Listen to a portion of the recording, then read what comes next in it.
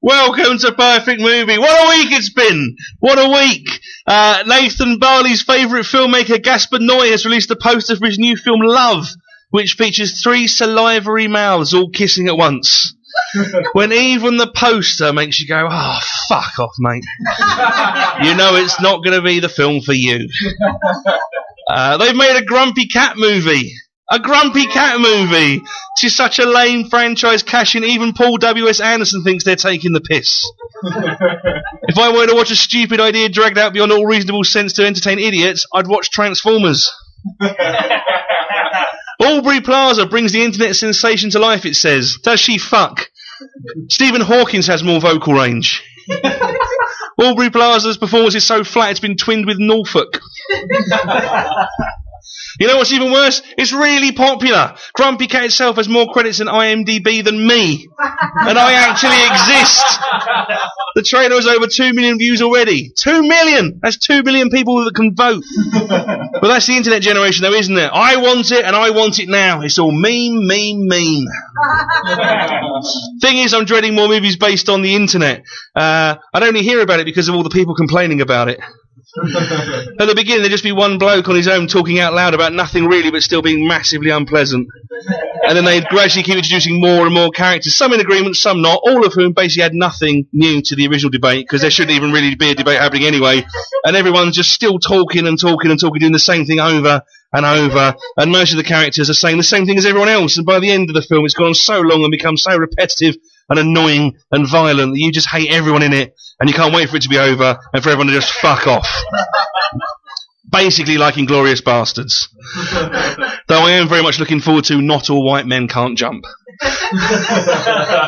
And finally, jazz legend Akka Bilk has died. Coincidentally, Akka Bilk is also something filmmakers think Cockneys say. Oh, Akka Bilk, son. And so concludes the jokes, inverted commas, of the week. Grainne Maguire!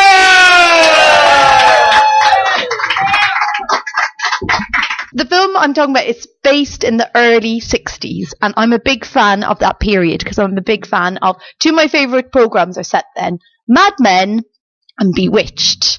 Now, what I love Mad Men, of course, is about sort of corrupt, sleazy, decadent ad men in New York. Bewitched is about a witch who's married to an ad man who lives in New York. So I like to watch Mad Men imagining that Darren works in the office and that he maybe would have his own spin-off episode where it's like they're taking the clients to a brothel and they're trying to persuade him, to give him their account. But oh no, Darren's turned into a horse. You're like, oh, you've lost us another case, Darren. It's like, oh, it's my mother-in-law. This isn't the program. This isn't what we're talking about. We're talking about this is my favourite film. That's why I thought I should talk about it. But it's not cool. It's not like, oh, my favourite film is this, alternative Norwegian gangster film none of you will have heard of. My favourite film, Breakfast at Tiffany's. Everybody's like, oh, bless her. This is a film that as a teenager I was obsessed with. I was absolutely obsessed with. One summer I watched it every day for 3 weeks, and then one day I forgot to watch it and I got a headache. I was absolutely obsessed with it. So if you're not aware, obviously it's iconic. It was made in 1960, starring Audrey Hepburn and George Peppard, and basically it's about this call girl who just wears lovely outfits. Like, bear in mind, I'm a 15-year-old girl, sort of dumpy 15-year-old girl living in the country, and there's this film about this skinny, elegant girl who's completely fucked up. She is the original hot mess. She, is a call girl, her life is a mess. She's got no proper job. She, does jobs for the mafia in order to, keep her room above her. And what happens? Are people like, oh my God, your life's a mess? No, people are like, oh my God, I love you. Can I fix you? Throughout the whole film. And I was absolutely obsessed with it.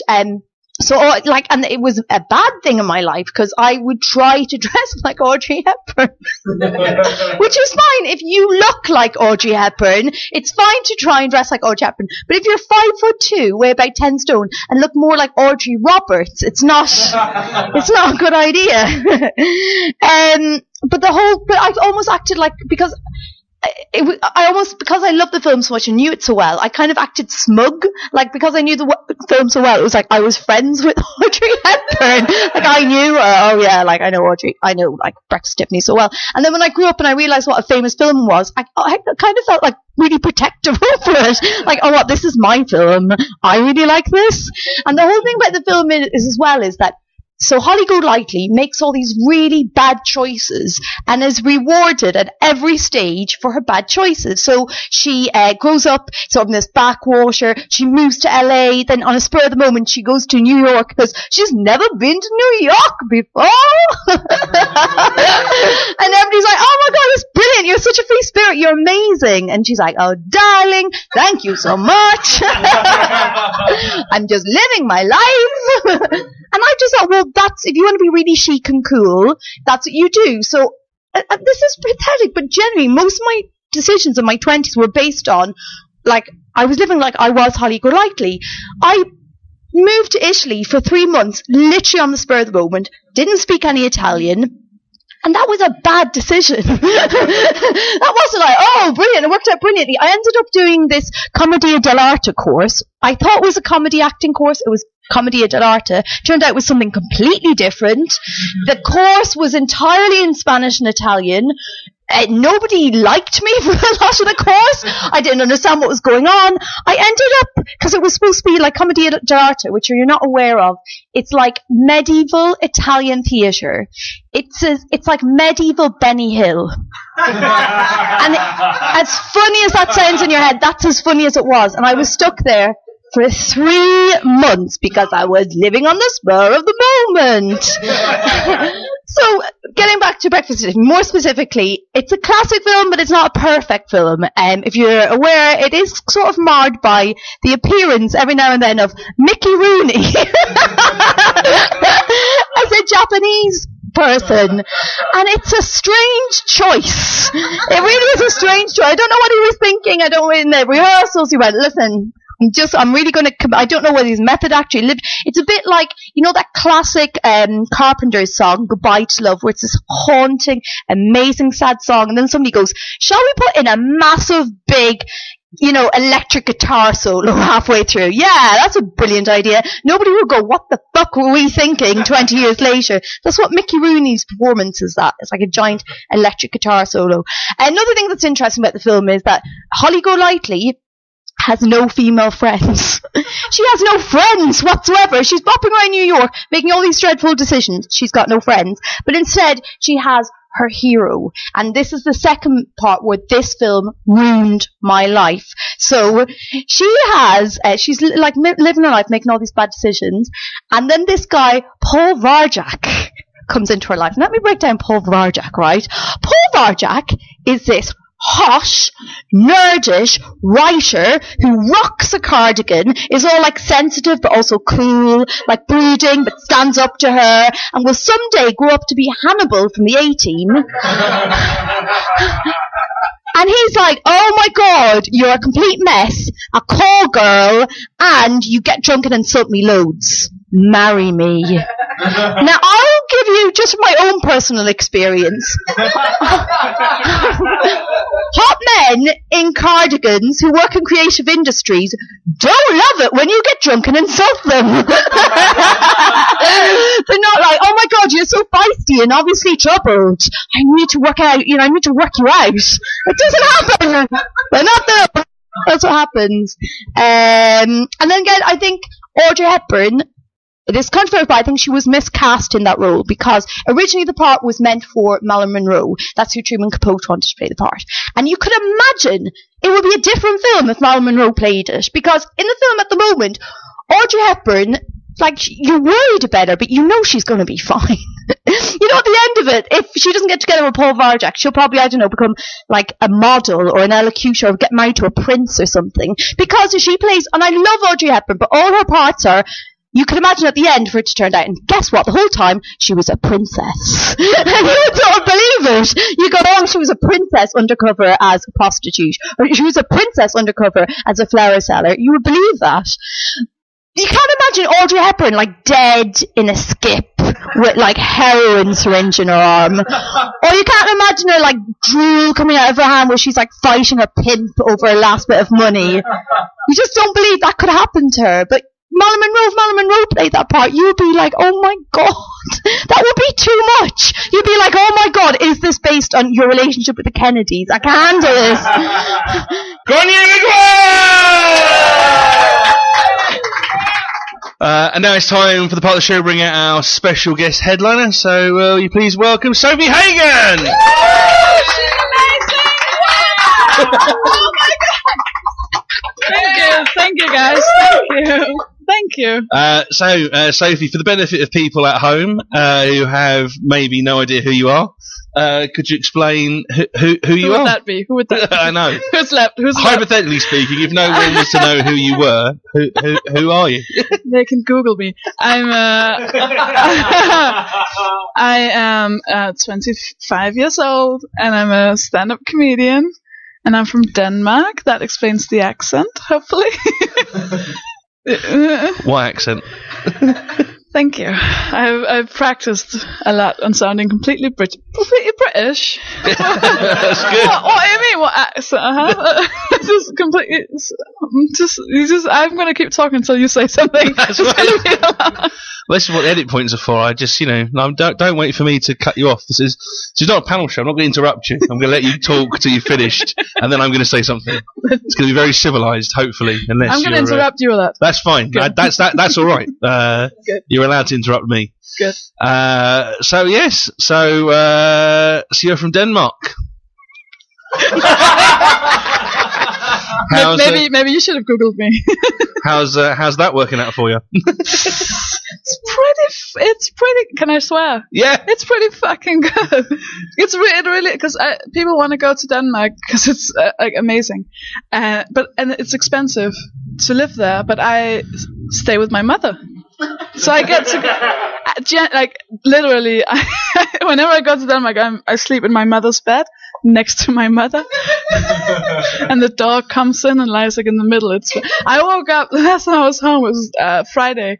I woke up with my mom. She sat up in bed and she started typing on me, and she went stupid computer, and then she went back to sleep. That's a horror film. That's right there. Yeah. Jesus. Yeah. So that's working out well. The Danish typewriter. That's what that's good. That's that. Den danske skrivemaskine. Everything sounds. See. Yeah, fuck French. Danish is the sexy language, isn't it? It's very true. Very true. I can't. I can roughly pronounce some French words. I'm not very good with any. I don't really know any Danish.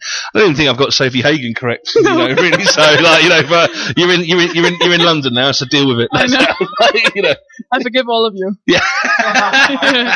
For the mistakes you have made and will make about my name. When you get to the cinema in Denmark, do they have lots of Danish films in the cinema, or is it mostly sort of American blockbusters and very few Danish films? No, I think it's a good 50-50 because we make a lot of movies and they're quite good. Yeah. So I mean, even in the big the commercial cinemas, I think it's quite 50-50. Because I know that if you go to France, they have a lot of French films in the French cinemas, but in the UK, we have embraced your language. Yeah. We're not trying to to just show Danish films. No, but it's if you go to even in the UK, if you make British films, it's hard to get them seen by anyone because they won't go. They know there's very few, unless they're massively successful or popular. People think they'll be popular.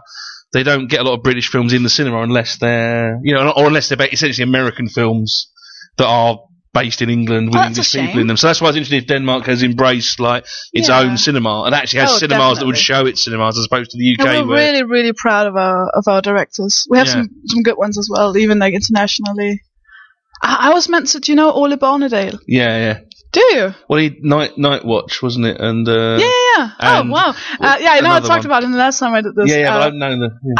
I was meant to be on a TV show with him last Wednesday with him, and then they said Anders Fogh, I was like, I don't know who that is. And they're like, you don't know Anders Fogh? I was like, no, I don't know who that is, but I love Ole Bornedal. And then she was really weird. And then she called me back like 10 minutes later, and she was like, yeah, I think it's going to be too many people on the show. It's just going to have Anders Fogh and Ole Bornedal. And then I Googled this Anders Fogh, and I was like, oh, it's the guy who used to be our prime minister. And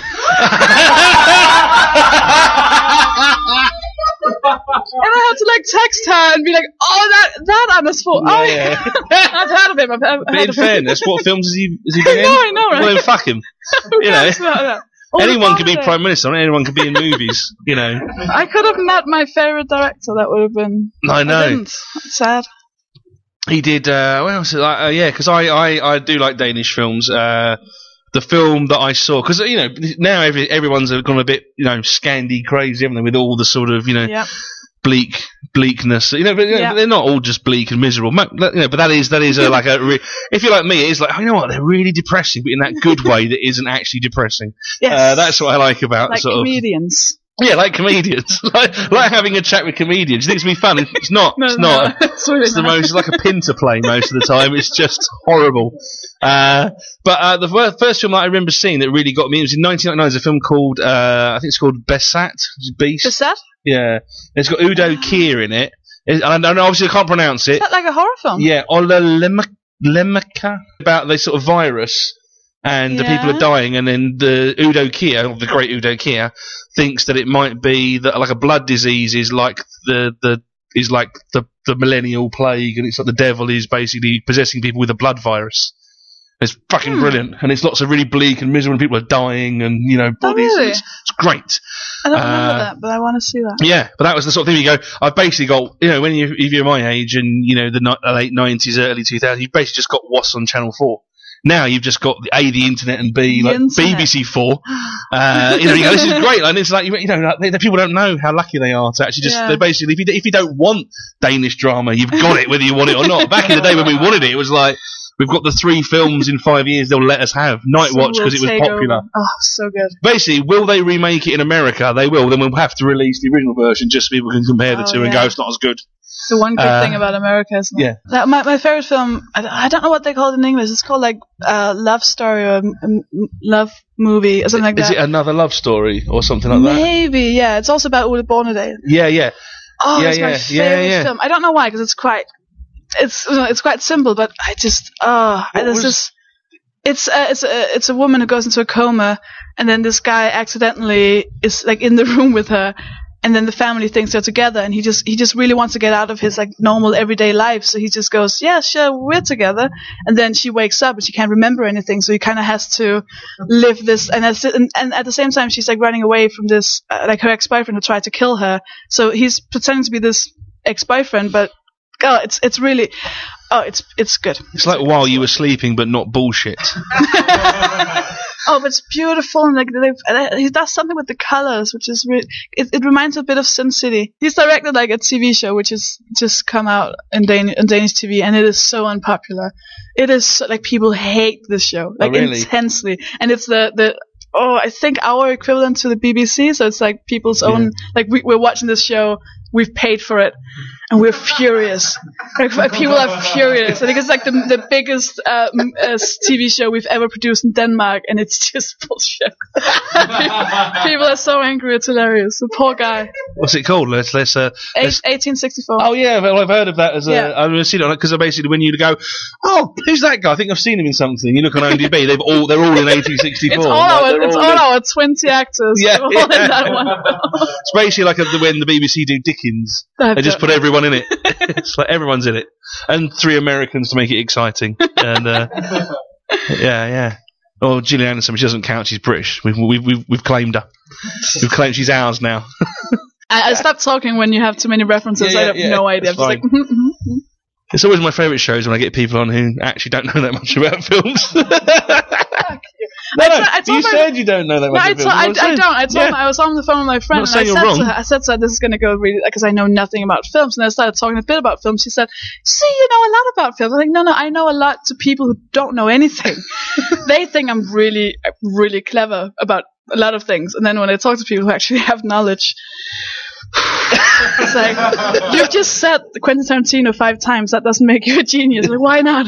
Why not? I practice pronouncing that name. Anyways. It's your turn to talk. No, yes. Go on. So, when you were growing up, were there any films that you were massive fans of, like any cinema that you just remember as a child or as a teenager going, that's a sort of a film that is like a watershed moment? I love that movie. The thing is, my mom was quite weird. She is quite weird. Like I never watched like children's cartoons or anything when I was a child. The closest thing we got to like a children's show was The Simpsons, because that was a cartoon. So she was like, that's a cartoon. So I grew up watching, like, with my mom when I was, I don't know, somewhere between 5 and 12. We watched like Armageddon. And also where the president saves the world, Air Force One. Air Force One. And The Rock and a whole 9 yards. Oh yeah, whole 9 yards. And the whole 10 yards. Well, whole 10 yards is a surprisingly enjoyable sequel. I remember them as amazing. Night Watch, obviously. Yeah. Obviously.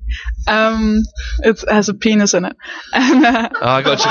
Yeah. Now, tell me the correct pronunciations. Nikolai Costa-Waldau. Nikolai Costa-Waldau. That's right. See, I can do it because it's beautiful. Like Nikolaj Costa-Waldau. You know. No one's called that. If you just, there's so many actors, so you go, I have no idea what his actual, like, if you just read it, you go, oh, him, Maori Chaikin, Chekari Caro. Like, I have no idea, like, what these, like, Sofie Hagen. We have Pilo Asbæk. Oh, is he good? He hosted the Eurovision. Rings a bell? No. I know what the Eurovision is, but he's so good. So I think I watched like a lot of like American action movies, because that was like my mom's. That was what she showed me.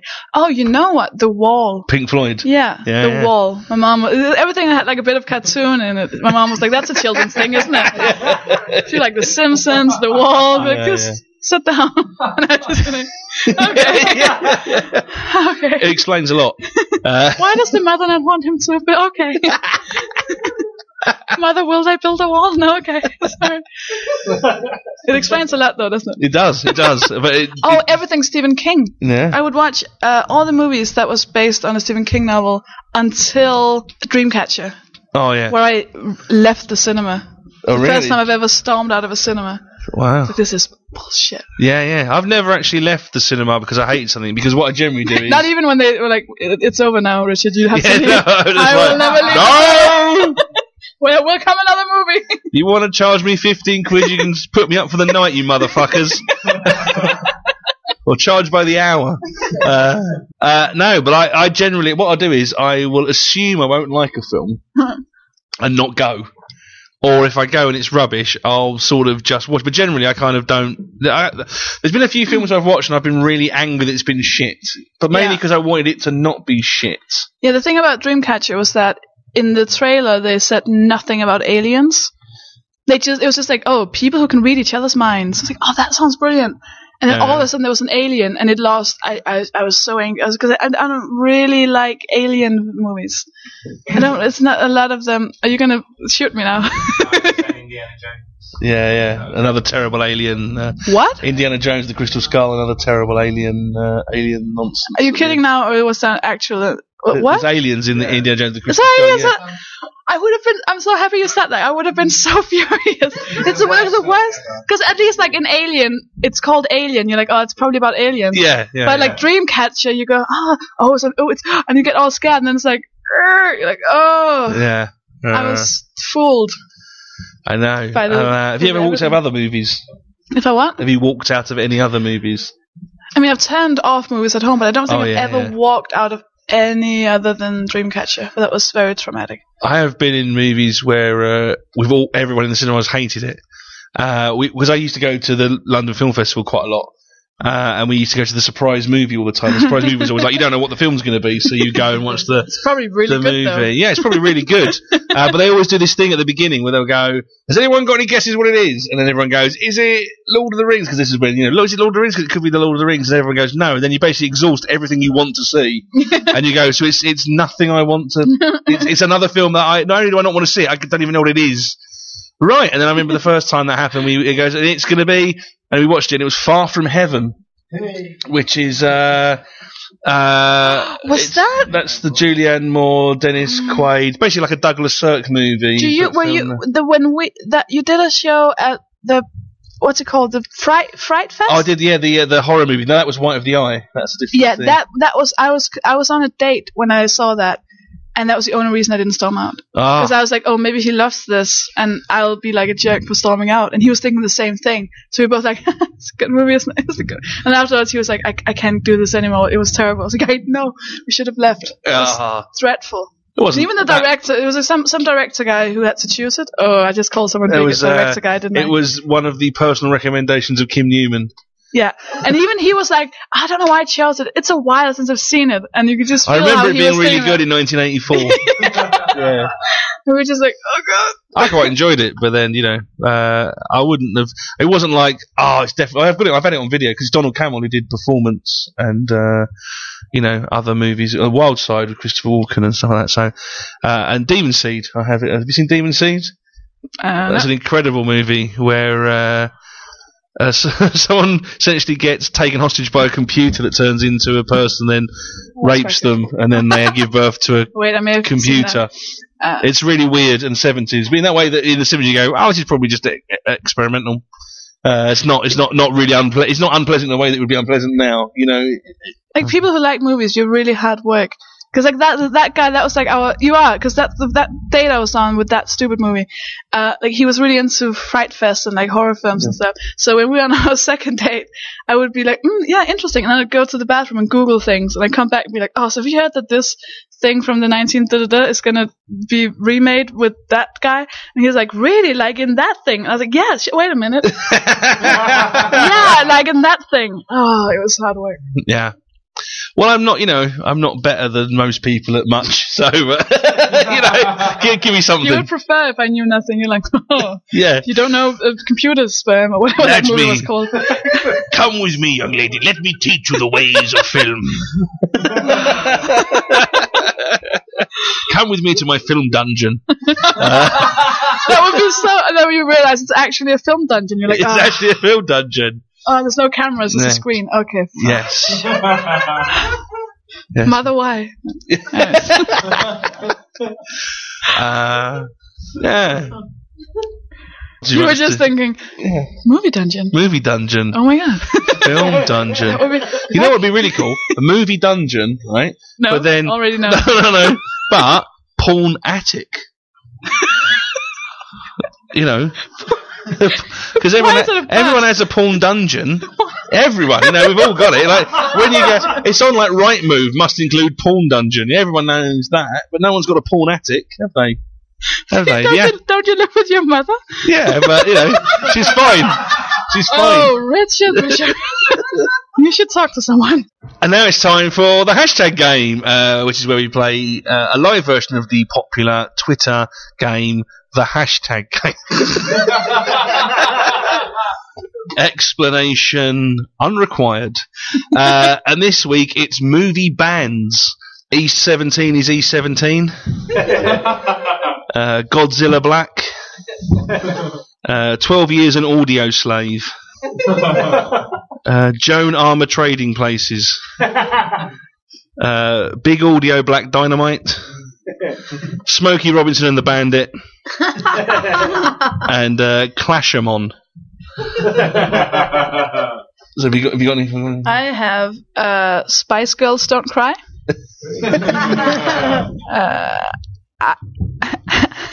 Armageddon. The Color Deep Purple. Hey, yeah, I knew you'd like that. Panic Room at the Disco. Pretty in Pink Floyd. What? Winner? And this isn't gonna work, but the Natural Born Killers, but the Killers and Natural Born.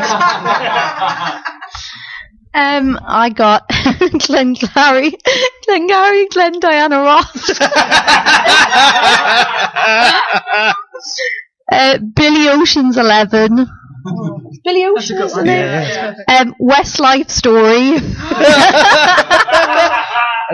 How did I not think of? Because I wouldn't. ruin the reputation. My Girls Aloud, My Girl, and Boys to the Men in the Hood. So you could also have had Gypsy King's Speech, 3 Colours Simply Red, 3 Colours Barry White, 3 Colours Deacon Blue, Some Like It Hot Chip, From Dusk Till PM Dawn, NSYNC The Bismarck,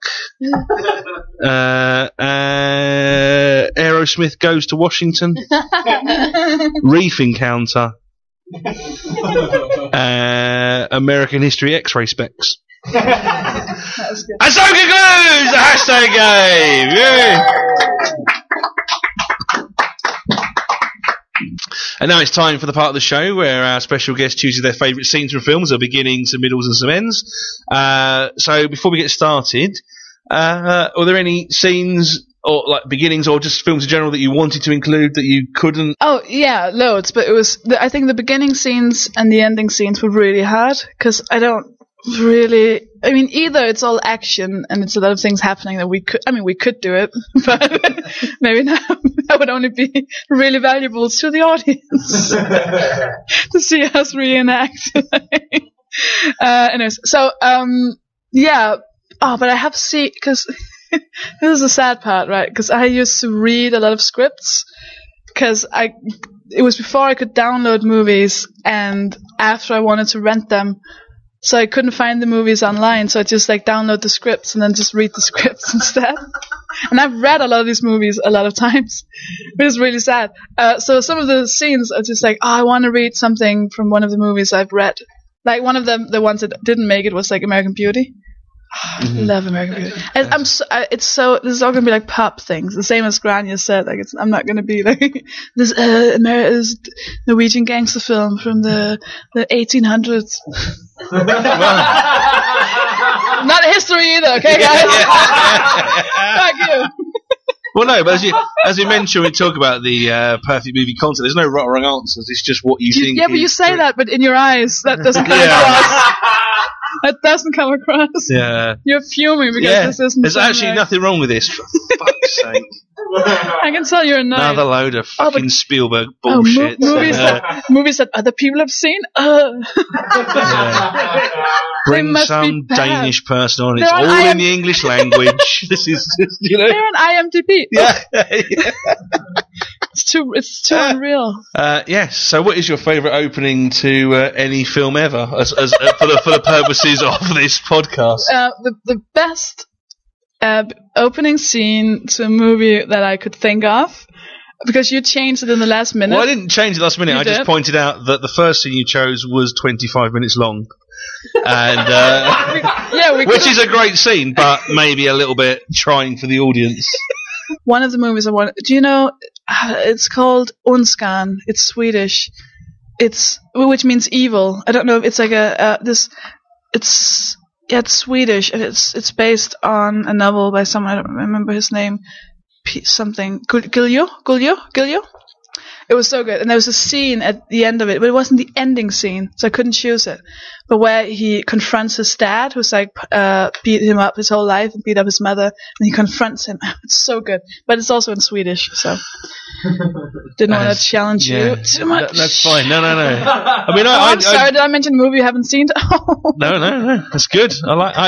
We're doing a scene later on from a film I haven't seen. It's fine. I'm not embarrassed to not have seen everything. Some films are best left unwatched. I'm proud of every single. It's fine, yeah. So Superbad. Yeah. Your favourite opening to any film ever for the purposes of acceptable things you could choose a perfect movie. Things that I could you thought think of last night when I yesterday. direct messaged you. It was like, that doesn't work. Hang on, let me think. Superbad. So your film with that much. I just went to Netflix. I was like, that one. Yeah, that'll work. Pick a card, any card. Nice. I like Superbad. Yeah, I like Superbad as well. Yeah, it's very good. Seen Superbad? Everyone in the audience seen Superbad? But it's really filthy. It's really foul-mouthed. But it's actually quite. It genuinely is very funny, and it's actually quite it's quite positive. It's not a sort of nasty film. Actually, ultimately, it's not horrible. It's not It's not a horrible film, even though everyone's kind of a bit base and horrible to each other. And is it Bill Hader? Bill Hader. Oh, he's so good. Bill Hader and Seth Rogen as the policeman are brilliant. Isn't it? They're doing the bit when he gets robbed and they're going, how tall was he? Was he tall? If I start here, if I start here and I start, just meet us in the middle, it's like, was he like us? Or was he, like, a woman? No, African? No, he wasn't African. Okay, that's all. Not sure if they're allowed to say African American or not. So an African American, we're going to try to get description of the suspect. But also just, well, I'll tell you a little secret. We knew he weren't really 25 book loving. That's a great one on the bed. It's really sorry to cock blocked you there. Right. Hello. It's like this. It's all stuff. It's great. And also just, because you watch the film and it starts and you think, I'm going to get tired of Jonah Hill just talking continually the whole time. But you sort of don't because it's always good. And it's because you've seen what he does, what he's done later. And he's actually really good at what he does. Yeah. Really we live in a world where Jonah Hill will win an Oscar before Leonardo DiCaprio. It's just absolutely preposterous to think. No, and I heard What the Fuck podcast with him. He's intelligent and warm and nice, and I want to marry him. Yeah. Jonah, if you won't be listening. You won't be listening. Yes. Jonah. I'll tweet him. Yeah, tweet him and go, hey, hi. There's something about you in this podcast. Yeah. I might outact him in a bit, but... So we do this. If you've not seen this in the first bit, where he's driving in his car and he's phoning his friend Michael Cera. Michael Cera. Is that your Michael Cera? Yeah, Michael Cera. Thank you very much, really nice, thank you. You can actually do acting. I'm just reading things out loud in a weird accent. Many casting directors will disagree. The Danish Jonah Hill. The Danish Jonah Hill. That could be another one of your... the Danish Jonah Hill, Edinburgh 2015. Super bad too. Super bad accent. It's just a really sort of weirdly nice film. Something that's so fucking blue and sweary and filthy, but it's just great. Can we fire guns at the car? Yes, I don't know. Can you? It's just fucking love it. I love Bill Hader. I love him so much. It wouldn't be the same without him. No. So this is super bad, and this is the bit where they're driving in the ar. Have you seen this? Is the bit where he's phoning each other. Are you going to be Jonah Hill? Mm-hmm. And I'll be. This is going to be terrible. I'll be driving in the car. So I'm Evan. You're not driving in the car yet. You're driving in the car. I'm driving in the car. Sorry. You phoned me. Ding-a-ling-a-ling. Yo! Hey man, I was doing some research for next year and I think I figured out which website I want to subscribe to. The Vagtastic Voyage. Which one is the Vagtastic Voyage? The Vagtastic Voyage is the one where they find like random girls in the street and they invite them into a van and then they bang them once they're all in the van. It's like $13 a month and you get access to a bunch of sites like one's Latina and one's Asian, and there's one's for fetishes like feet and pee-pee and shit and stuff like that. Yeah, it's disgusting. You're like an animal. I'm disgusting? You're the weird one, man. Don't make me feel weird because I like porn. You're the weird one for not liking porn. I'm normal shit. Peeing on people, that's normal? Evan, I'm not saying I'm going to look at it. I'm just saying that it comes with the site, okay? Like, I don't know what I'm going to be into 10 years from now. I'm just sick of all this amateur stuff, Like, if I'm paying top dollar, I want a little more production value, Like some editing, transition, something. Music. Yeah, well, I'm sorry, Evan, that the Coen brothers don't direct the porn I watch. Right? They're hard to get a hold of, okay? Yeah, plus your parents are going to be looking at the bill, dipshit. Yeah, you're right. I probably should pick the one with the least dirty-sounding name. Evan comes out of the house up to Seth's car, still talking on his mobile phone, even though they can see and hear each other. What about something like Perfect 10? Something like that, Like Perfect 10? Because that could be any number of things, They can't really get you for that. That could be like a bowling website.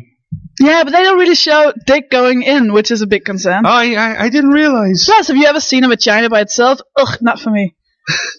Evan's mum comes out of the house. Hi. Thanks for taking him, Seth. Oh, no, that's me. Oh, no problem, Jane. How are you? Good. Wonderful. Evan messes with the radio. Hey, don't touch that. I'm not a piece of meat. You two are funny. I can't imagine what you're going to do without each other next year. Evan told me you didn't get into Dartmouth. I got into some schools, some pretty good ones, so yeah, I'll be fine. You gonna miss each other? No, miss each other? No, thank you. I don't miss each other. Yeah, I'm gonna cry myself to sleep every night Me too. when I'm out partying. Go to school, boys. Bye, Mom. Bye, Jane.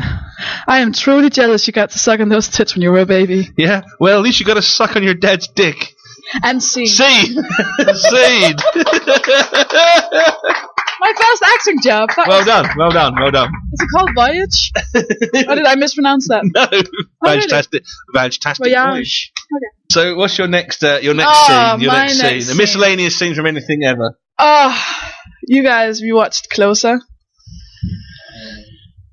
Jesus fucking Christ. This Bunch is not of savages. Well, now you will. Yeah. I just see a good drama when I see it. They're yelling at each other. It's passionate. There's lots of shouting. It's based on a play. So much shouting. Much shouting. Yeah, it's based on a play. It's a real play. In the original play, because it was done years ago, but Clive Owen played the Jude Law part in the stage show. No way. Can you imagine? You haven't seen it. Yeah. I can imagine that probably not be working, but I can imagine that. But you haven't seen this one. I've seen. This is a film that I don't like. So normally, they don't either. I think they've not seen it, so they don't know. I have, on occasion, doing this podcast, had to talk about films I don't like. Like generally, how was that? Generally, sort of pretend that I like the film because it's just not about what I think; it's about what you think or the guest. You don't have to pretend to like it. But this film is difficult because I haven't seen all of it because I can't get through it. I've only seen the first 15 minutes and now the scene we're acting out, so I know how it happened in the film. Okay, the thing is, this is like one of the most acceptable chick flicks that I can see. So if you're in the mood of watching a chick flick, if like men are assholes, which is like every day, and you're gonna want to see a film where you're like, someone needs to shout these emotions out because you live in like Britain and people are just like, oh, I'm so terribly sorry for not loving you, and you're like, oh, just say something. And I love like in real life as well, like the number of times I've been like on a bridge in the rain shouting at someone. Oh, it's my whole. I love that kind of like love drama thing, and that's what it is. It's not like a great like beautiful movie. It's just like people being emotional, which we need. Yeah. No, I get that. No, because I get. It's okay. You're scared of your emotions. No. But what I find with it is that because it's a play. I think if it was written as a film first, right. I think it might be different. I might like it because it's a play. There's lots of that because I don't really like plays all that much. Okay. There's something you about. don't like plays. Like generally. You can't do that. I don't like paintings. Depends. Well, we were just talking about poetry. But, so I know but the thing is, it's like this is lots of. It's trying to be sort of realistic in the way that this is what people really think, but it's also trying to be profound. So for me, it's struggling. It's kind of like short, clipped, profound inanities that kind of people would never say to each other. And that kind of drives me up the wall. Well, you haven't been on a bridge in the rain with me. No, I haven't. And I'll make a point of not. But it's like there's a thing which starts, and then she's walking down the streets in slow motion, there's some terrible song playing. Yeah. Then he's walking down the street in slow motion, there's some terrible song playing. Yeah. And then she gets run over, and then he walks over and she goes, hello, stranger. Which is not like awful, but I was like already kind of like, I'm already sort of not on board just because of those opening shots. Yeah. And then it cuts to the hospital, which isn't a real hospital. It doesn't look anything like a hospital. It's like it's supposed to be realistic, but it doesn't look like a hospital. And then she's rifling through his bag, and he just goes, "Oh, it's fine," like because he's quirky in a play. She's quirky. Yeah, but like we don't know this shit. He doesn't go. Hang on, what are you doing? And she doesn't go. Oh, hang on, sorry, I'm quirky. He goes, oh, right, sorry. When I knew you had red hair, like no one would have because you're quirky. And I'm wearing glasses, even though I'm Jude Law, which is meant to show that I'm not actually Jude Law handsome. I'm someone else Jude Law. No, I'm ugly Jude Law. I'm ugly Jude Law. Now I'm pretty Jude Law. And then we'll go to this garden that I don't know what it is, but then I remember I've been there, and it's a place dedicated to people who've died helping each other, like horse shit you need in a play to give it substance and bullshit. The thing is, it's because Jude Law and what's her face, Natalie Portman. Yeah. They're like terrible characters, and they're awful, and they're just stupid. And then Julia Roberts and Clive Owen are amazing. And then they just keep sleeping with the other people, and it's just it's real life because you should be with that good one. But then, Jude Law's over there. So I've no problem with like the concept of like the sort of the internal dynamic of why they, that. Yeah, but that's a film. That's like, who cares about? So this is when we have the massive breakup, isn't it? Huge breakup. This is the best. This is the best. I have a friend who every time she breaks up with a guy, she sends him this scene. Just like. But also in this scene is also the classic. Is also one of the things I don't like about it. About being a theatre play, is that when you do a theatre play, see that we've just sat here all evening having a chat. Yeah. But if this was a play, we'd have walked around the room 3 times by now because you have to be doing something. This is the classic. None thing of us like this is like the perfect situation. Yeah. Where sit down, nice and comfortably, and yell at each other. But this is like he starts walking up the stairs and following you around because you've got to be doing something. He's like just fucking like this is so like we need to act. We need to put movement in this talking scene. But now they get to just enjoy the words. Yeah. Oh, I'm just for the record, I'm not going to not do this properly. I am going to give this a proper go. Well, that doesn't... Because, I'm just saying, because people might hear this podcast and they might think, hey, you know what? Next time at Edinburgh, they're doing those comedians do plays. Let's do Closer with... Sandling and Hagen as a Closer. That would be... Yeah. That would be so good. It's like, what better people to do Closer than... like 2 people who really like it and 2 people who fucking hate it. But they're all going to be in it the whole time. The best Edinburgh ever. But you will be playing Julia Roberts in this. Am I doing Julia Roberts in this? Yeah, because I want to be clever. That's fine. So if you can just imagine that. I can imagine, yeah. So I'll be... do you want me to do my... I won't do my Julia Roberts impression because... you won't honour her with your impression. I won't honour her with my fatuous impression of her. Okay, I'll do it as me. Imagine I'm Julia Roberts. And scene.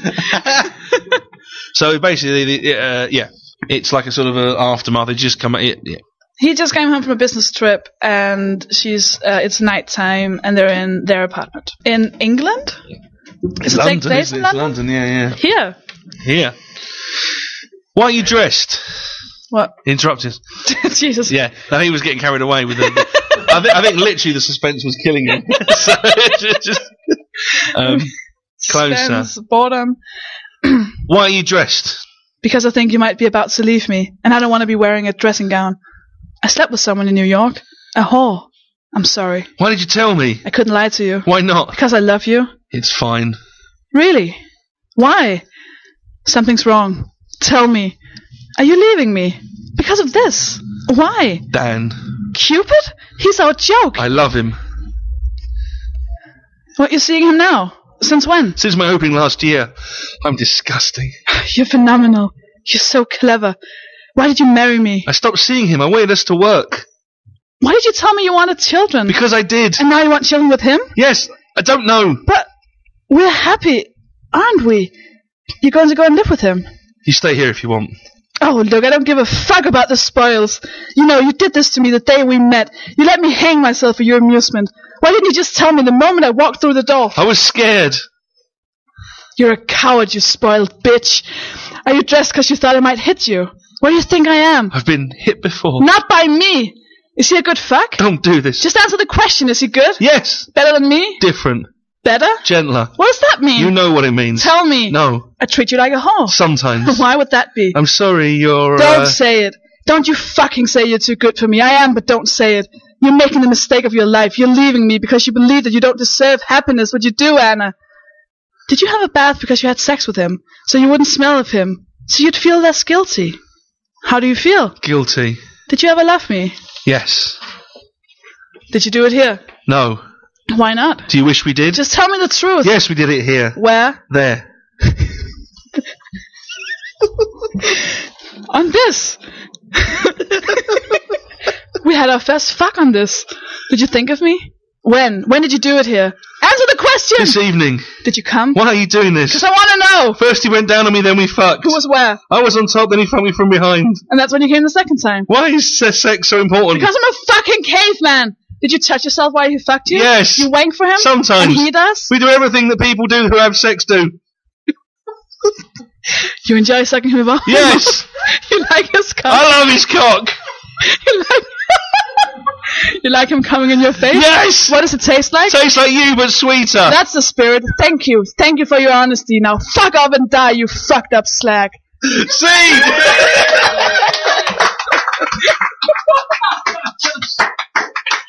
See, I'd watch that. I'd watch that. I'd watch that. I'd watch that film. We're doing it in Edinburgh. We're doing it in Edinburgh.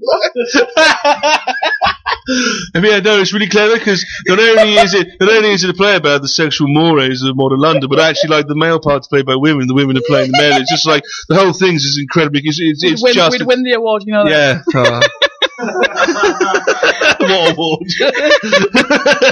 That new award that they're gonna have to make. Yeah. To give to me. Yeah. Sorry about this, but I was in character. That was exactly what Clive and Larry would have done. So your next scene is a film I've never seen. Bridges of Madison County. The thing, it's alright. Everyone's like, what the fuck is this? When's the Star Wars going to come? It's not coming. When Bridges of Madison County came out, it wouldn't be in the film I wanted to watch, and I've never been in a situation where anyone I've been with would want to watch Bridges of Madison County. So it's not like I'm against it or hate it, but like I've just never seen it. So I'm like, I am neither for it nor against it. I have not seen it. What this was I remember seeing a commercial it was shown on TV in Denmark, and I saw just the commercial. It was like a clip from this scene, and it's Clint Eastwood and Meryl Streep, and I was just in that whole like dramatic, like, oh, this is so good, this is so dramatic. Again, people yelling at each other. And then I couldn't find the movie anywhere, so I read the script. Like, I didn't see it till like 3 years ago, because I just read the script and I was just like saying the words. It's just like this, and the end scene is just beautiful, and it's just a love story, really. It's nothing more than that. Her husband and her kids go away to visit his mom or something like that. He's alone in the house in the middle of nowhere, and then it's like a little town, like a little village, and then this you see like a National Geographic photographer comes to the city to photograph the bridge of Madison County, and then they meet and they fall in love, and then this happens. And this is obviously sort of after they've been together, but yeah, they've slept together a few times. Basically, I think the whole point is it's the last day they're going to see each other. Yeah, he's got to go, or I'm not sure. I mean, I haven't seen it, so I don't know why he's got to go. Well, her husband comes back and he has to leave. Yeah. So it's kind of like, what's going to happen? It's like yeah. And who are you going to be? Obviously Meryl Streep, because I already have the accent. Do you want me to attempt a Clint Eastwood impression? I think we have to. It might sound like I'm in a western if I'm not too careful, but well, it is like kind of westerny. It might make it even slower than it is in the thing. So this is like, I don't know what's happened in the previous scene. They've slept together. I'm guessing they slept together because it's breakfast. I'm guessing he didn't just come round. That's fine. And he's having breakfast. She's giving him breakfast. But she's being sort of weird, but not weird. She's being weird, but completely unweird. We can sense some tension between them. And that's what it says. Yes. Brilliant. This is why you're single. Brilliant. That's brilliant. Do you want me to do my Clint Eastwood impression? Oh, the worst first date ever. Brilliant. Yeah. Well, we've all got skills. Some of us are better at things than others. Okay, so you're Francesca. I'm Francesca. And I'm Robert. You're Robert. So here's the breakfast. Sleep all right? Yes, thanks. Good. More coffee?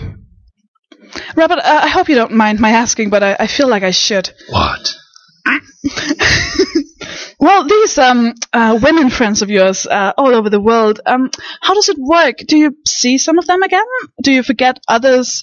Like, do you write them now and then? And how do you manage it? What do you want? Well, I just want to know the procedure. Like, I don't want to upset your routine. Do you want any jam? Routine? I don't have a routine. And if you think that's what this is... Well, what is this?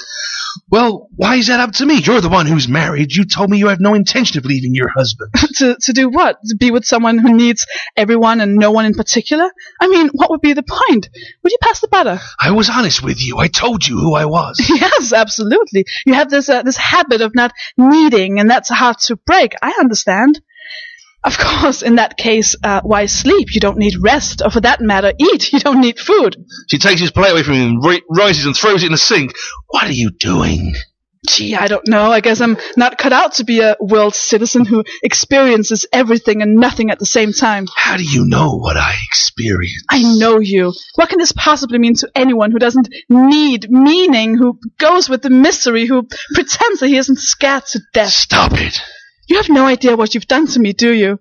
after you leave, I'm gonna have to wonder for the rest of my life what happened here, if anything happened at all. And I'll have to wonder if you find yourself in some housewife's kitchen in Romania, if you'll sit there and tell her about your world of good friends and secretly include me in that group. What do you want me to say? I don't want you to say anything. I don't need you to say anything. Stop it!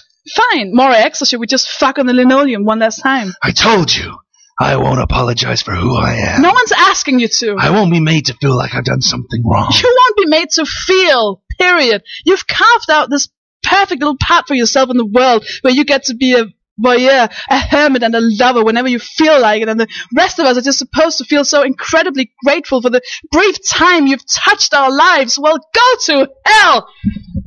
It isn't human not to feel lonely. It isn't human not to be afraid. You're a hypocrite and you're a phony. I don't want to need you. Why? Because I can't have you. What does that have to do with it? He throws a cup at the wall. It breaks apart. He turns away from as he holds on the sink. I reach for him. He pulls away, embarrassed. Don't you see? I've got to know the truth, Robert. I've got to know the truth or I'll go crazy. Either way, just tell me, but I can't act like this is enough because it has to be. I can't pretend that I don't feel what I feel because it's over tomorrow. If I've done anything to make you think that what's happened between us is nothing new for me, it's some routine, then I do apologize. What makes it different, Robert?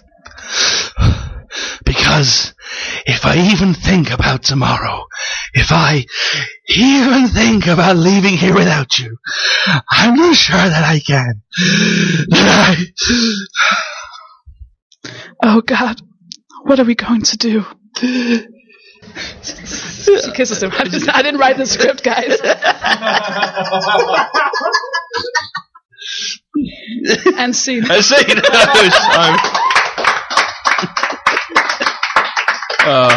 I have wanted to do that since I was 13. Oh, there's another. Yeah. I heard about the dungeon. That guy. Yeah. That guy. I don't want flowers in the attic all over again. I don't want that. Do we? The last scene isn't. It's not that. The last scene. Your favourite ending to any film ever is. Well, I mean, that would have been like Bridges of Madison County, but that's just that no one says anything. So just be like me looking at you and then you leaving me crying, which is gonna happen anyways. Yeah, that's very much on the cards for the remainder of the podcast. Yeah, is that the end? Where are you going? I don't know. Why is he shaking his head? Why is the Incredible Hulk music playing? I don't know what's going. Yeah, no, I just again, it's an end scene that I could find. But it is a great end scene. You are right. It is a great end scene. It is, isn't it? Yeah. It's the ending to Seven. Ooh, yeah. Now we're talking. Now they woke now up. we're cooking with gas. It's primarily because of what's in the box. Yeah. Oh, Brad. Yeah. Well, I mean, it's great. Brad Pitt's brilliant in Seven because you didn't think because you come from. I grew up with it as well. That was one of the when I was a kid, we'd watch this. Me and my mom. And it's a great. Like I remember watching it, and it's what's good about it is it's not like by the numbers, but there's lots of things which have to happen in bleak, miserable films. You somehow manages to still put all those in without feeling like hackneyed or like cheap or cheesy. It's like when it's like, this isn't going to have a happy ending and all that kind of thing. It's all just, and all like, this man suffered more pain and misery than any man. And it's all like, this is, like, yes, he has. Like, you've got people saying things which have actually happened on screen rather than like, there's a storm coming. No, it's not. It's just a bit of bother. Like it's all. And it's kind of like all the things. Oh, yeah, because it touches on the 7 deadly sins. I don't know, I could relate to the man who was choked to death in spaghetti. Mostly because my whole family was watching that going, you want more spaghetti? Best diet ever. Is that going to be your Make-A-Wish Foundation thing if you ever have? If I have to go, what better way than just exploding my guts with spaghetti? You can meet the president. I want a big bowl of spaghetti. And I want it now. I want Kevin Spacey to make me eat it till I die, literally bursting. That's funny because that's also Kevin Spacey's last wish.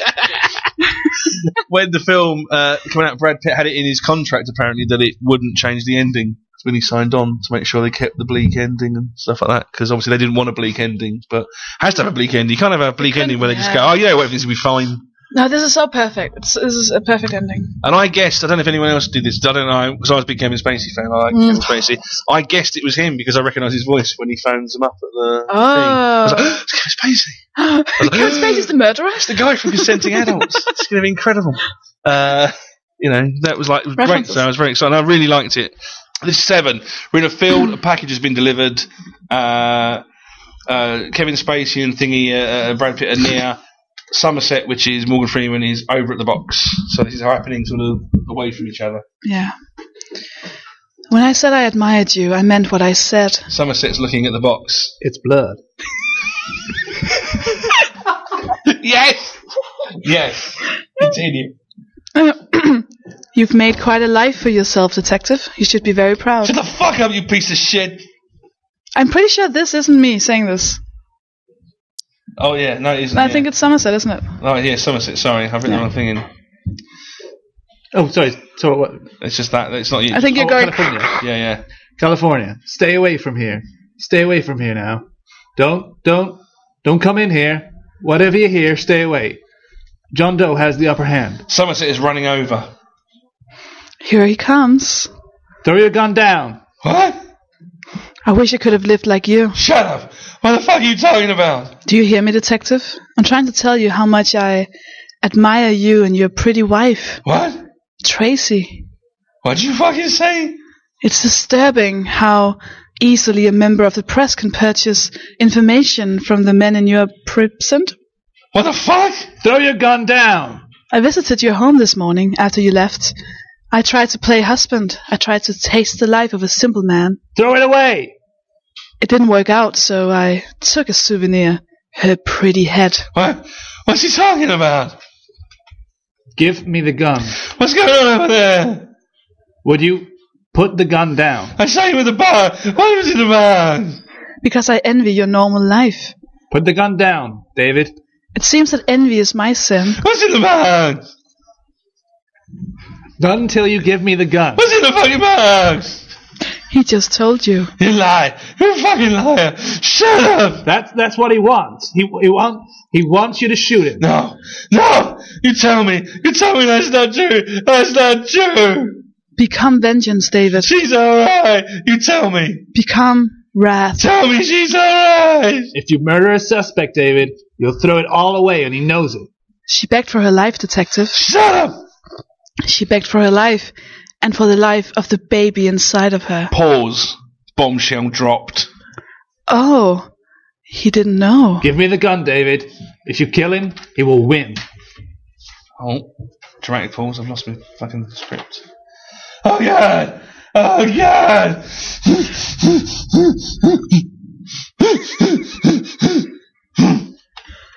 Mills can't let it go and he shoots John Doe in the head and empties the gun into him while Somerset looks on forlorn. While he walks away, the helicopter pilot goes nuts. Oh my God, he shot me! Get him in it! Get him burn! Later, Mills in the back of a police car, completely comatose with grief as it drives off. Well, we'll take care of him. Whatever he needs. Where you gonna be? Around. I'll be around. Ernest Hemingway once wrote, "The world is a fine place and worth fighting for." I agree with the second part. End. Heart's filthy lesson. Brilliant. I think Morgan Freeman saved that one. Yeah. That was brilliant. Like real films, Morgan Freeman saved that bit for us. Well, that's it. So, ladies and gentlemen, round of applause for Sofie Hagen. Oh my God, that's amazing! Thank you. Thank you. Thank you very much for listening. If you've enjoyed this, then please like my page on Facebook to get updates about live shows, podcast recordings and more. That's Richard Sandling's Perfect Movie. If you want to come and watch the live shows there every fortnight at Betsy Trotwood in London, you'll find all the info on You'll find all the info on we'vegottickets.com. You can follow me on Twitter at @squat_Betty. You can check out my YouTube videos at user ID Buckham39, and you can check out my website www.thatawesomemovieguide.com. Special thanks to the Geekatorium at geekatorium.net for all the help in recording this podcast. I've been Richard Sandling. That was Richard Sandling's Perfect Movie Podcast. Good night!